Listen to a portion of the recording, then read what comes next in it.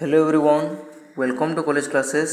ए video रे आमे +3 fourth semester आमर माइनर ओडिया को देखिबा। आमे यार प्रथम यूनिट रो चैप्टर 1 और चैप्टर 2 को देखि सारिछि। एथिरे चैप्टर 3 आमर गाथा कवितार संज्ञा स्वरूप को देखिबा। बहुत इंपोर्टेंट पाठ रहिछि, यार आसीबार संभावना रहिछि। समस्त याको निश्चित भाव बुझी जांतु। आमे गोटे लॉन्ग क्वेश्चन हिसाब रे देखिबा। याको प्रथमे कोन रहबो गोटे परिचय प्रस्तावना कहार गाथा कवितार संज्ञा और स्वरूप। ओडिया साहित्य बहु प्रकार काव्य और साहित्य धारा रे समृद्ध रही। आमर जो ओडिया साहित्य रही आम एठारे बहुत गाथा रही, गाथा कविता, गीति कविता, उपन्यास, नाटक इत्यादि परिपूर्ण रही। एथिरे गाथा कविता एक गुरुत्वपूर्ण और लोकप्रिय काव्य रूप अटे।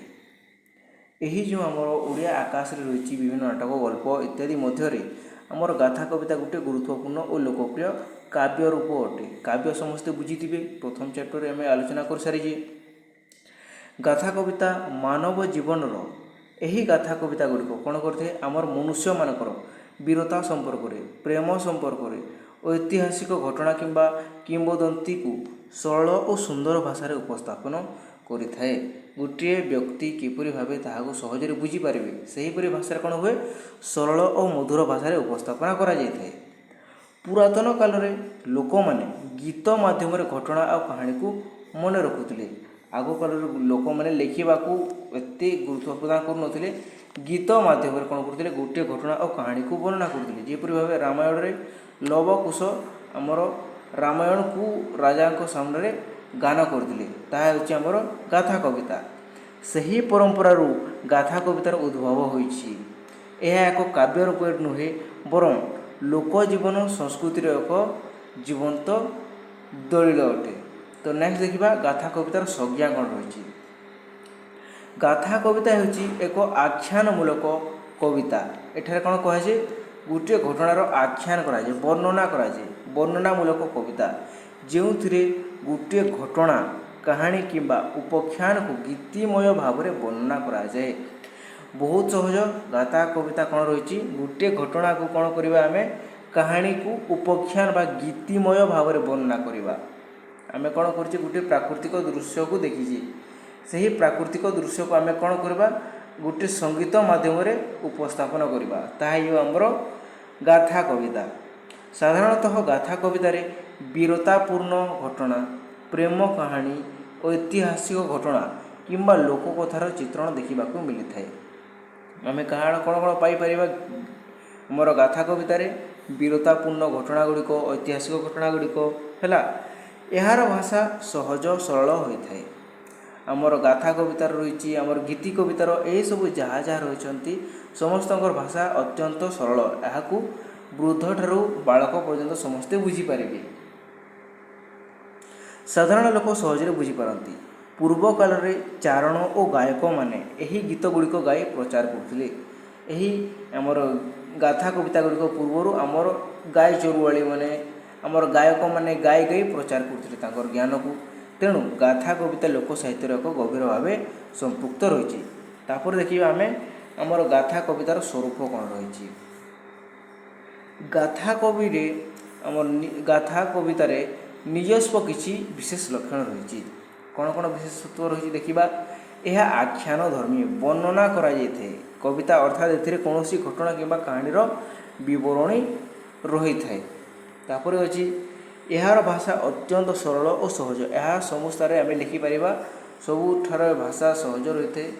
कवि माने कठिन अलंकार शब्द व्यवहार को वर्जन करते। कवि माने जेते बेले आमर यही गाथा कविता गुड़िक लिखि था से कौन करती आमर अलंकार गुड़िक आ शब्द व्यवहार को वर्जन करते कठिन शब्द।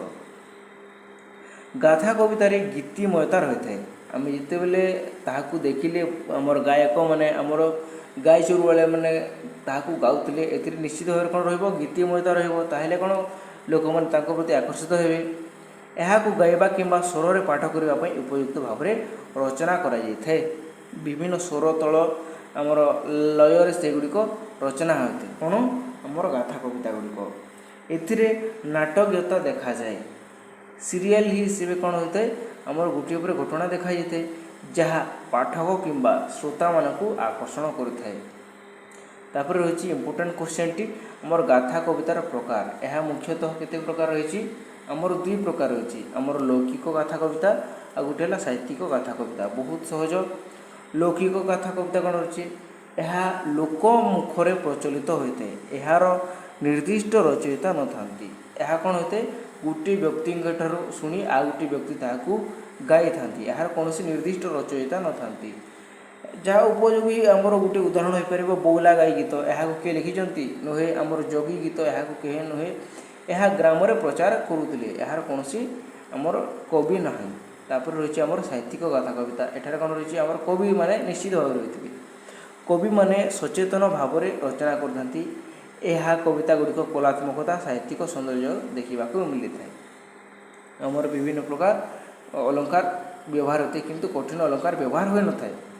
ओडिया साहित्यर गाथा कविता कौन रही ओडिया साहित्यर गाथा कवितार विकास 19 शताब्दीर ठारू देखा मिले। आम ओडिया साहित्य गाथा कविता केटे विकास करमर 1800 और 1900 मसीहा मध्य पाश्चात्य साहित्यर प्रभाव में ओडिया कवि मैंने कौन करते काव्य रूप को संग्रह करते अध्ययन करते। मध्यरु आमर फकीरमोहन सेनापति नंदकिशोर बल राधामोहन गड़नायक इत्यादि कौन कर गाथा कविता रचना को गुरुत्व प्रदान कर। देखा गाथा कवितार गुरुत्व कौन रही बहुत इंपोर्टेंट भूमिका रही गाथा कवितार लोक संस्कृति और इतिहास को संरक्षण संचय करने यह कौन करता गुरुत्वपूर्ण भूमिका निभाई थाए। यह माध्यम पुरातन कहानी गुड़िक आमर वीरता और समाज जीवन चित्र आम सम्मुखें आसी थाए। कंटेम्पोरारी सोसाइटी आम जो समय आम पाठ पढ़ा से समय आम कौन जापर साहित्य संपर्क इतिहास संपर्क जापर। यही गाथा गुड़िक लोकों मनरे देशप्रेम साहस नैतिकता भाव जागृत करते।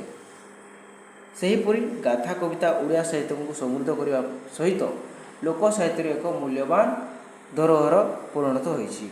आ गोटे रही उपसंहार जना पड़ूना। तो आशा करुँच समस्ते बुझीपारे। नेक्स्ट वीडियो नेक्स्ट चैप्टर गुड़िक देखा। धन्यवाद।